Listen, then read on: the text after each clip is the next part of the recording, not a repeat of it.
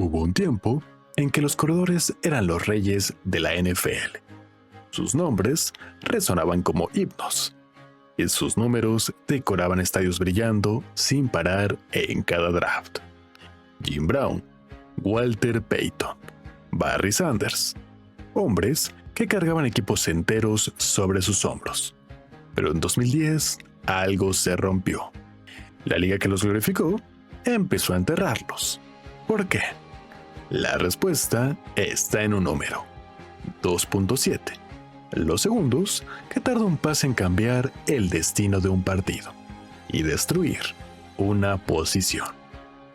En 1973, un corredor promedio ganaba $45,000 al año y era la estrella de su equipo. En 2010, ese mismo jugador valía 1.2 millones, pero su mariscal de campo ganaba 18 millones. La NFL había firmado un pacto secreto.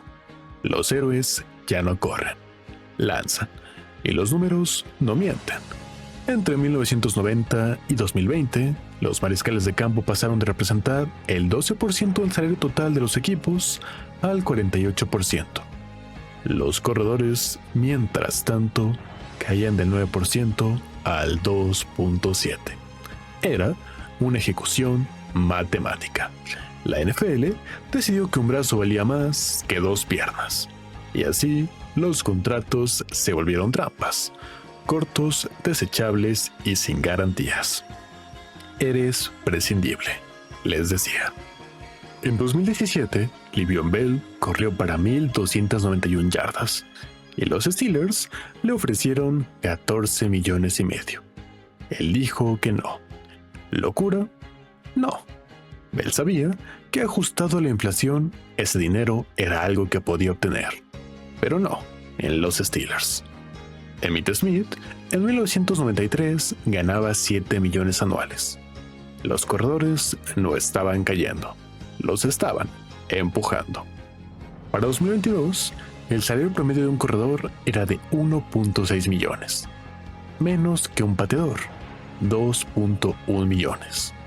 El colmo, Christian McCaffrey, el mejor de todos, ganaba 16 millones, mientras que Patrick Mahomes embolsaba 45 millones. Por cada dólar de Christian, Mahomes ganaba 2.81. La NFL había convertido a sus gladiadores en ciudadanos de segunda.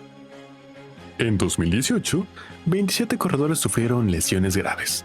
La razón: correr es guerra, y nadie sobrevive a 300 tackles al año. La liga lo sabía, pero prefirió vender la emoción de un mariscal de campo lanzando a 60 yardas. Para 2020, el 63% de los corredores sufría al menos una lesión grave en sus primeros 3 años. Saquon Barkley lo vivió, tras desgarrarse el ligamento en 2020. Pasó de 1,441 yardas en 2018 a 627 en 2021. Pero el dato más cruel está aquí. La carrera promedio de un corredor dura 2.57 años, menos que una porrista de la NFL con 3.1 años. En 1999, 5 corredores fueron seleccionados en primera ronda. En 2020, 0. Pero el dato que duele es este.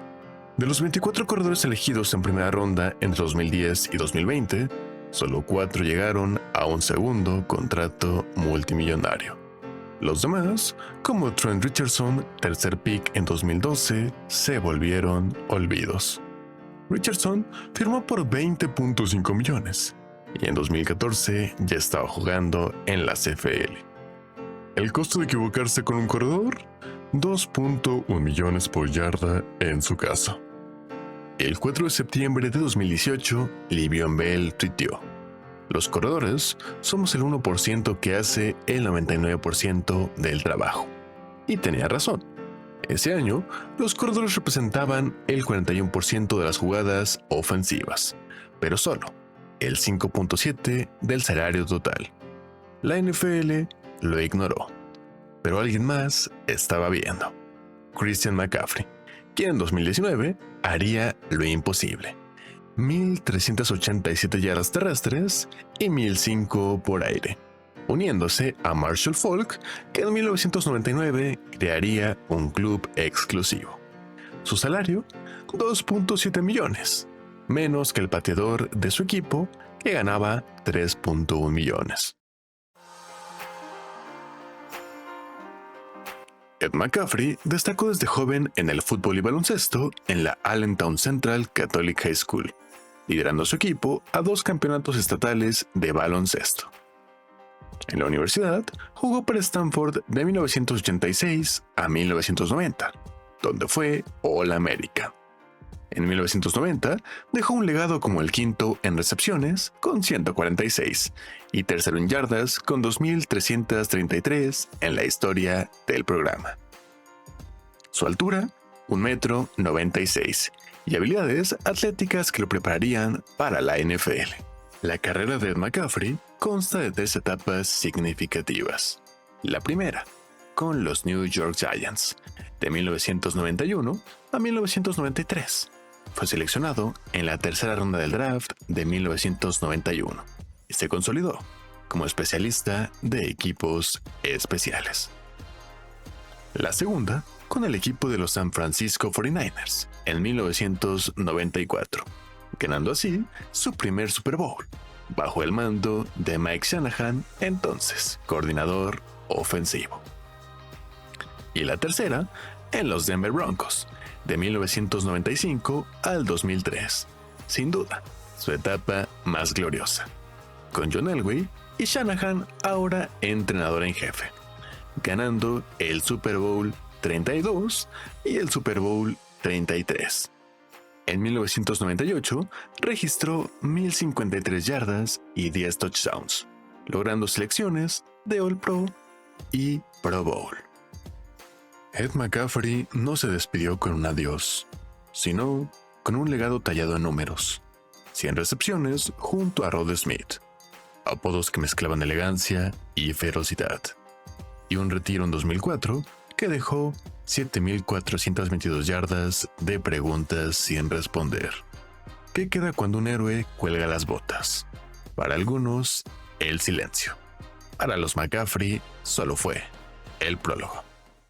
Castle Rock, Colorado, 7 de junio de 1996. En un valle, donde las águilas planean sobre picos nevados, nació un niño que llevaba el deporte en su ADN, aunque él aún no lo supiera. Su nombre, Christian McCaffrey. Pero esta no es solo una historia de un running back, es la crónica de un legado escrito con sudor, disciplina y unos shorts en lugar de jeans. Imaginen a un niño de 8 años corriendo tras un balón en su jardín. Pero aquí no hay juegos inocentes. Cada carrera es un experimento. Ed McCaffrey, su padre, prohibía los refrescos. Imponía horarios de sueño militar, 7:30 p.m. sin excepciones, y hasta vigilaba su ropa. Jeans demasiado pesados para la escuela. Usa shorts. Así te sentirás más ligero, como en un partido. Christian no gritaba, no malgastaba energía, aprendió a guardar su voz para que algún día en el estadio lo escucharan rugir. Pero la obsesión de Christian no nació de la nada. Detrás de él hay una dinastía. Su abuelo, David Syme, plata en los 100 metros en Roma de 1960. El hombre más rápido del mundo por 0.1 segundos. Su tío Billy, héroe del baloncesto en Duke, que convirtió canchas en teatros. Su madre, Lisa, la asesina silenciosa del fútbol escolar, cuyos goles la llevaron a Sports Illustrated. Y su padre, Ed, el receptor que cayó bocas con 3 anillos de Super Bowl y un Steve Arm que derribaba mitos. ¿Que los blancos no corren? Pregúntenle a los que intentan taclearme. Todo comenzó en Stanford, donde el destino jugó su carta maestra. Ed McCaffrey, un gigante de 1.96 metros con corte de tazón, y Lisa Syme, una delantera de 1.65 metros con mirada de halcón, se encontraron en una fiesta. Fue amor a primera vista, o quizás reconocimiento de 2 almas que vivieron para competir, confesaría Ed años después. De ese choque de mundos nació Christian, y con él una pregunta. ¿Qué pasa cuando combinas la velocidad de un olímpico, la agresividad de una soccer mom y la precisión de un receptor de la NFL? Christian no heredó un nombre, heredó un laboratorio. En Stanford, en 2014, mezcló ingredientes prohibidos: la visión de Barry Sanders, las manos de Jerry Rice y la resistencia de un soldado espartano. El resultado: 3.864 yardas totales en 2015, y un récord que humilló a las leyes de la física. Pero su verdadera hazaña fue otra: convertir cada desaire en combustible. Que no puedo, miren esto, susurraba al esquivar tackles como si el campo se inclinara a su favor.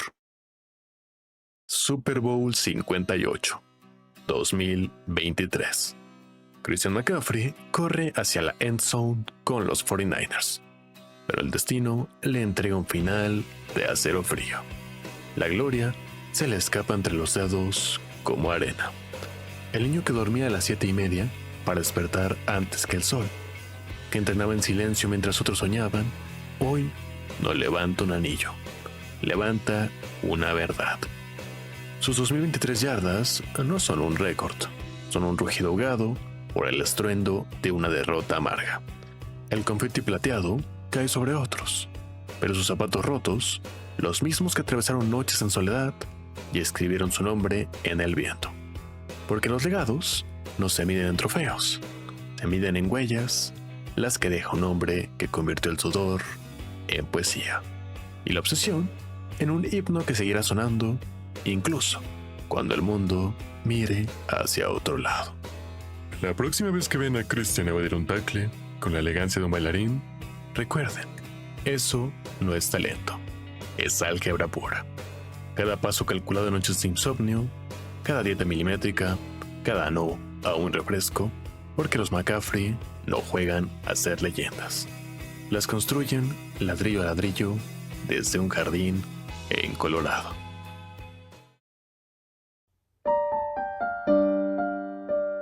Y así pasamos a nuestra siguiente historia. El 9 de febrero de 1997, en el corazón del Bronx, Nueva York, nació un niño que llevaba el deporte en la sangre. Saquon Barkley, hijo de Levi Barkley, un boxeador que luchaba por salir de la pobreza, y Tonya Johnson, una madre soltera que trabajaba turnos dobles en un hospital. Creció entre las grietas de un barrio donde el fútbol americano era más que un juego. Era un salvavidas. A los 8 años, su familia huyó de la violencia hacia Pensilvania, buscando un futuro en las calles tranquilas de Whitehall. Allí, un campo de secundaria lleno de charcos y sueños, Saquon descubrió que sus piernas eran cohetes y que el balón bajo su brazo era un billete de salida. En Whitehall High School, Barkley no corrió, desafió la gravedad.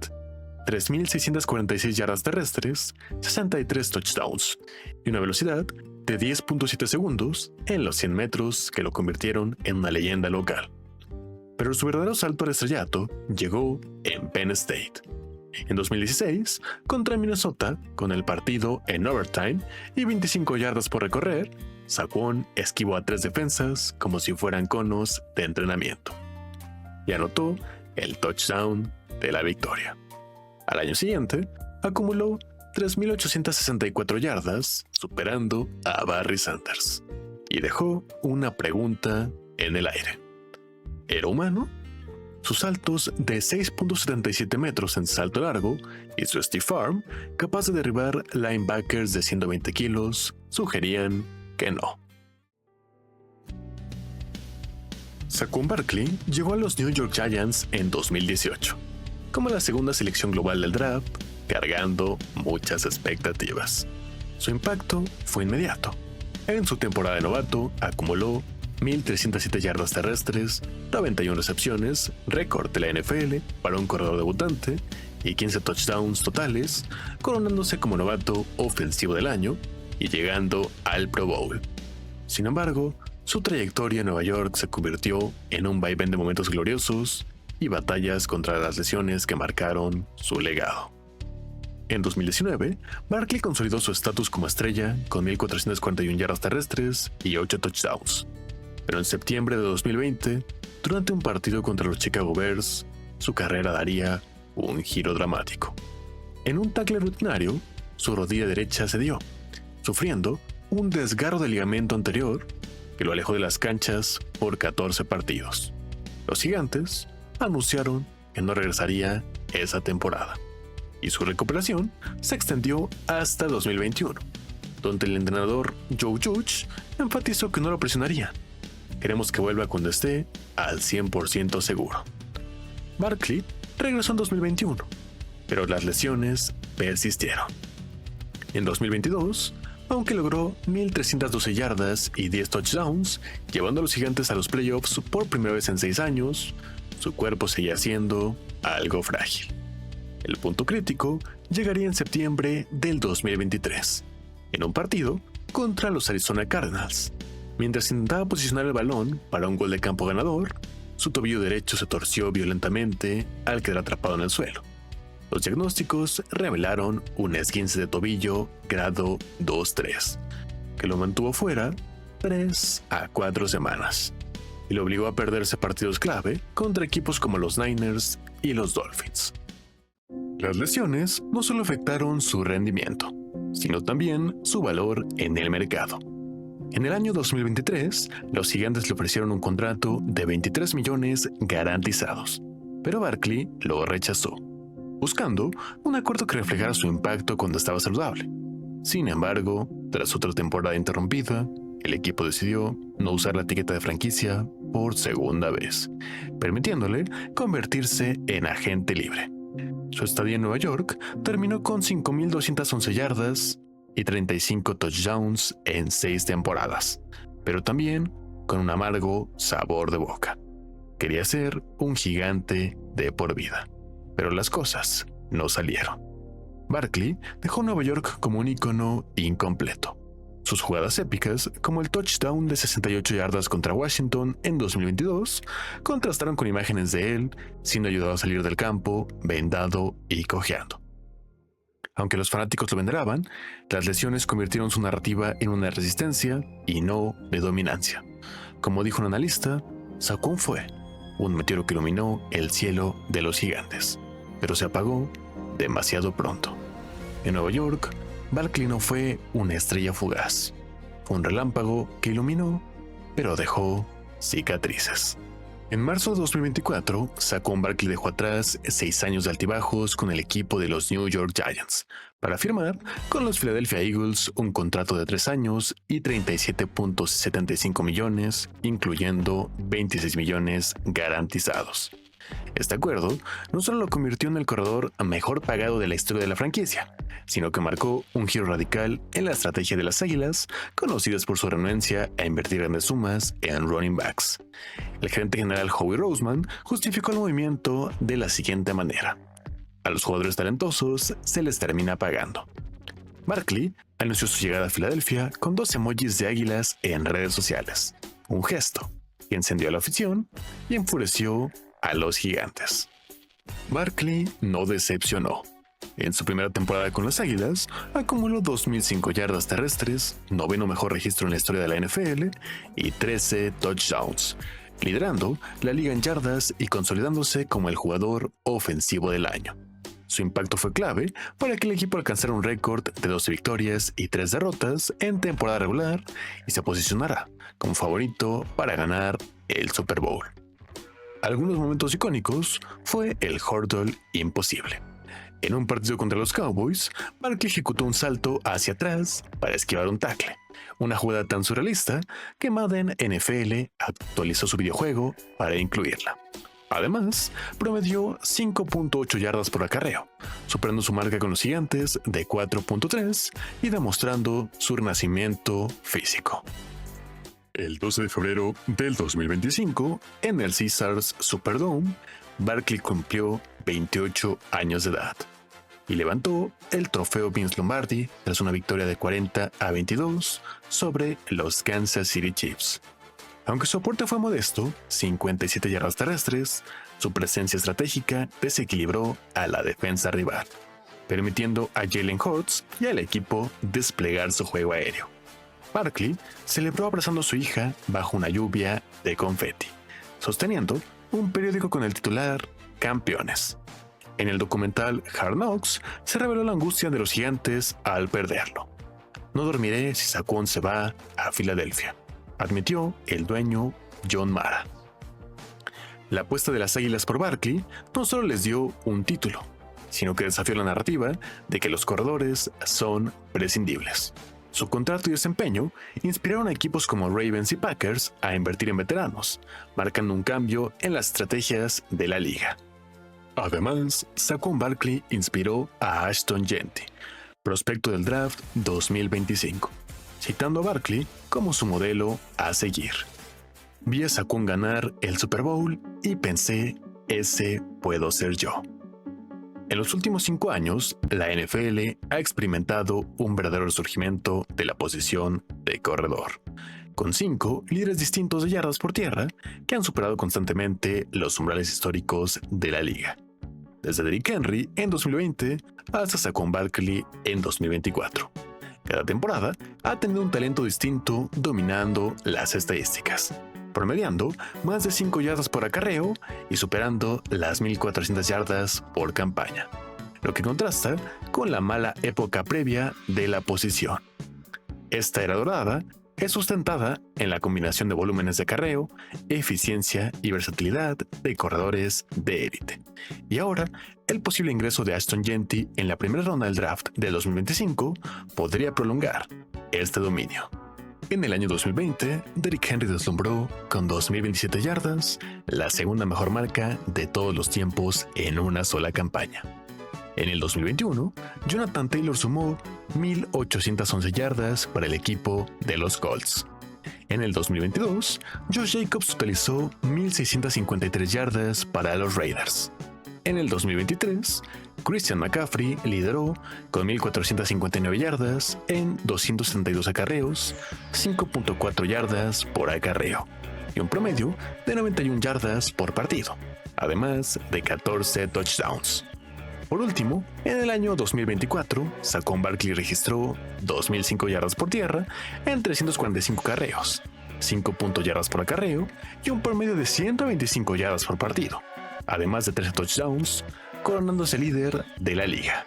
Y para finalizar esta historia, Ashton Jeanty. La historia detrás del futuro de los corredores en la NFL. Ashton Jeanty nació el 2 de diciembre del año 2003 en Jacksonville, Florida, pero su infancia no fue convencional. Hijo de un suboficial de la Marina de Estados Unidos, creció entre bases militares, incluyendo una estancia en Nápoles, Italia, donde descubrió el fútbol americano en una escuela para familias de militares.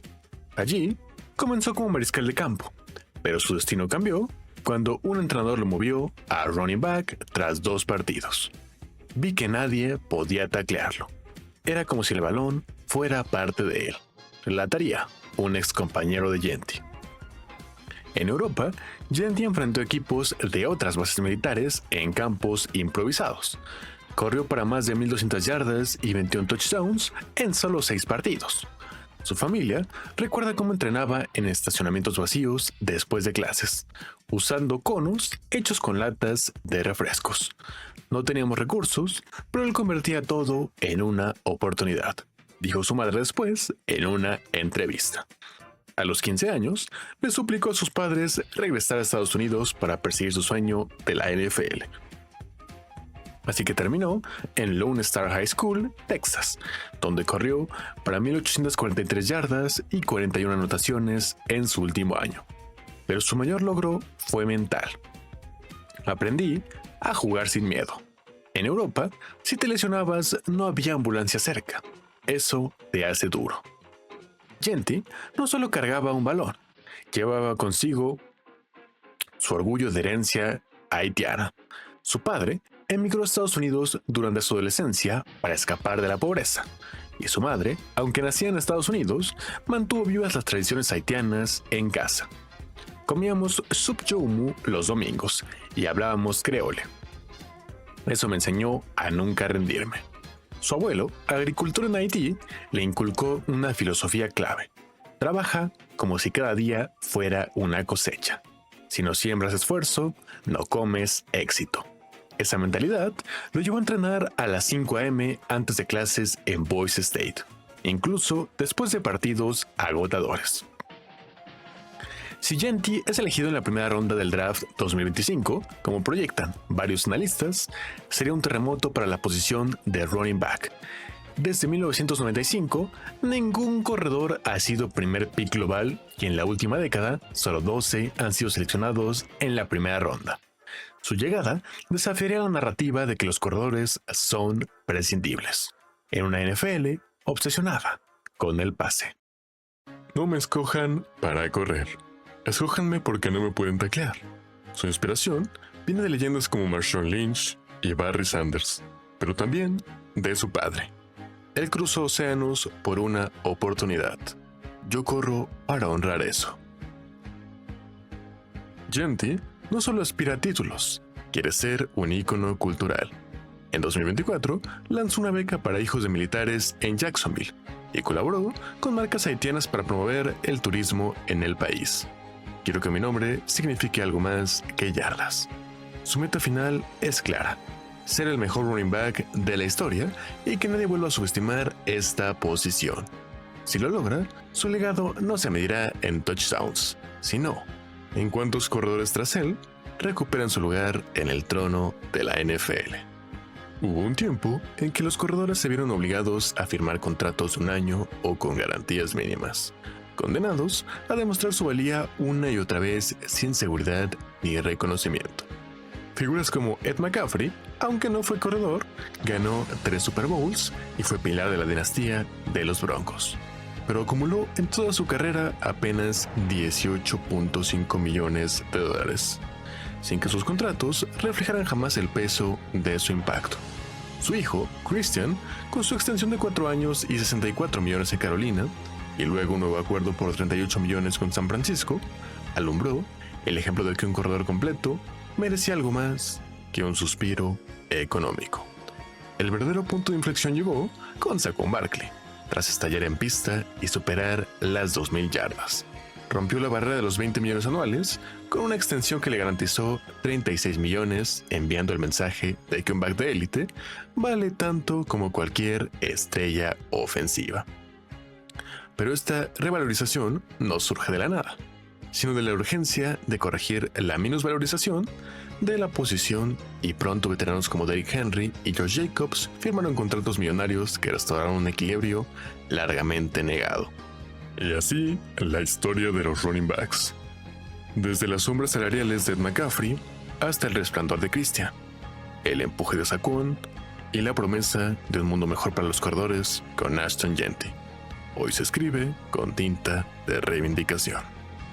Si esta historia de caídas y renacimiento resonó contigo, únete al equipo.